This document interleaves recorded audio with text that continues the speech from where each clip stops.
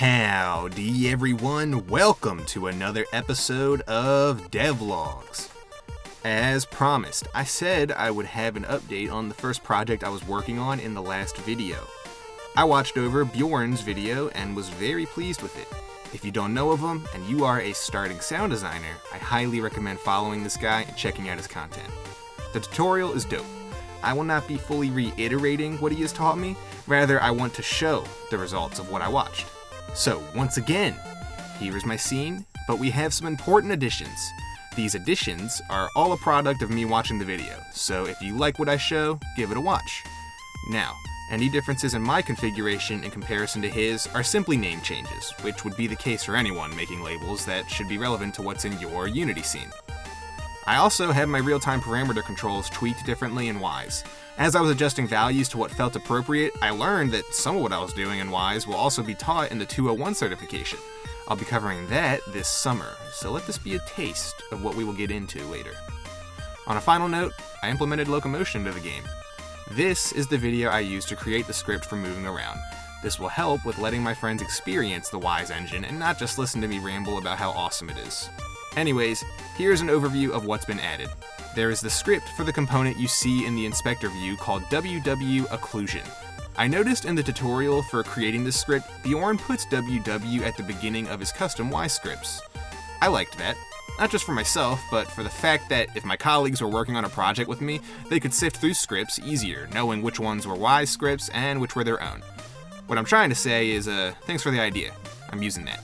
So, if we look closer at this script, notice that I have forward slashes at the end of many lines, which are comments that do not affect the script when it is called. Whenever I reference other people's scripts, I feel it is important to leave a comment at the end of each line, stating what the line is doing and my own personal understanding. Even if the script is my own script, this is still a good practice. If I ever wanted to make modifications to a script in the future, I would have a harder time doing so if I did not take the time to type out my own understanding of it using these comments. I definitely do not expect myself to look back at old scripts months down the road and remember how the whole thing functions, which is where these comments come in handy. I haven't commented on every line yet, but this is just something to keep in mind when you're coding and potentially reference someone's video. Okay, so what does this script do? As you can see, there are many public properties in the component that can be messed with. Let's start with one of the big things happening invisibly during play mode, which is raycasting.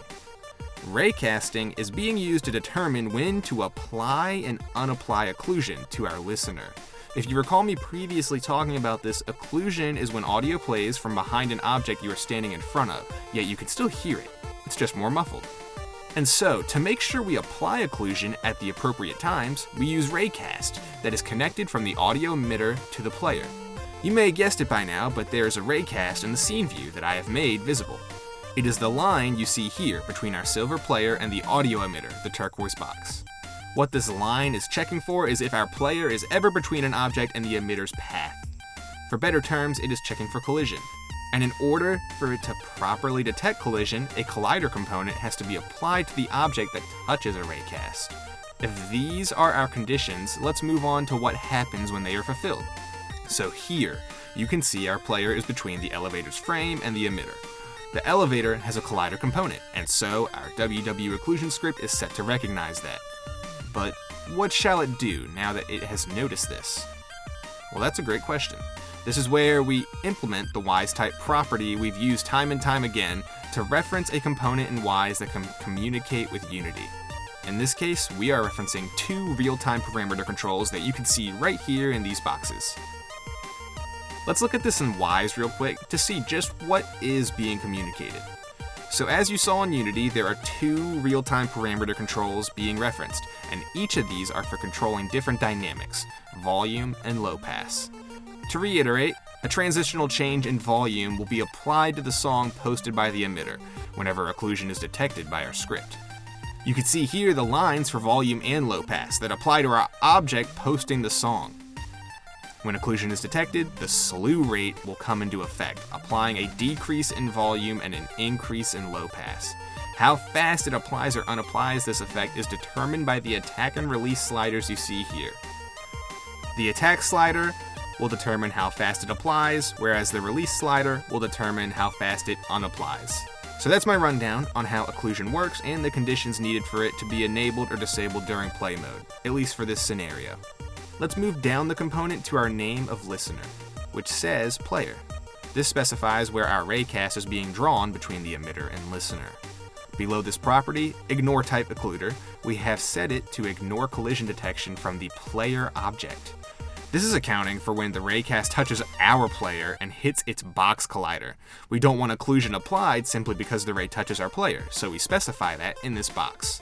Lastly is max distance. 21 is a reference to the size of the elevator music object's sphere collider. This defines the distance at which the occlusion script can be applied. If the player were outside the sphere, the script would not apply occlusion under any circumstances. Let's listen to this in play mode.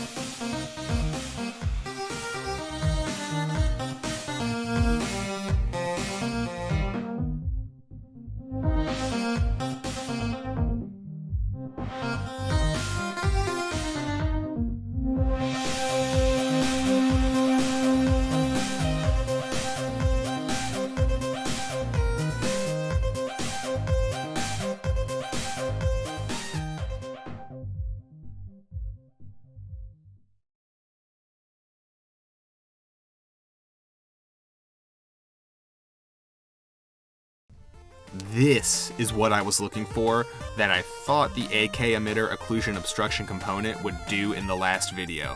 The application of occlusion here is smoother, and my volume attenuation and orientation blends well with it. There's plenty more to mess with, but that is all I have for you this week. It is nearing the end of my semester. I have to touch up the Clipmaster project more, but I'll be sure to post an update next episode on whatever I do. Thanks for watching. I'll see you in the next video. Have a good one.